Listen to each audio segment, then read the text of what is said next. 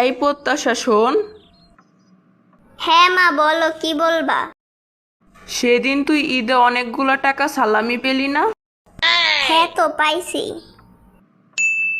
আচ্ছা ঠিক আছে, সব টাকা আমাকে দে। কিন্তু কেন? আমার কাছে টাকাগুলো দে, তাহলে আমি টাকাগুলো গুছিয়ে রাখবো। তোর কাছে থাকলে তো হারিয়ে যাবে। এর থেকে বরং আমাকে দে, আমি গুছিয়ে রেখে দেবো। যখন তোর দরকার হবে আমাকে বলবি। আচ্ছা ঠিক আছে। মা শুনো।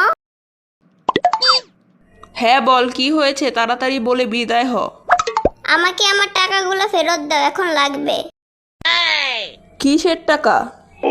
আরে মা, ওই দিন যে আমি তোমাকে আমার সালামের টাকাটা দিলাম।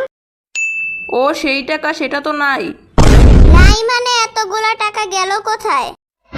সেদিন যে এত কিছু খেলি, ওই টাকাটা কোথা থেকে এলো? হ্যাঁ, তোর টাকা দিয়েই তো এনেছি।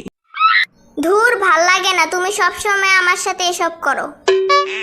এখন যা তো, আমার ঝিকিমিকি চ্যানেলে সিরিয়াল শুরু হয়ে গেছে, তোর জন্য এত দেরি হয়ে গেল।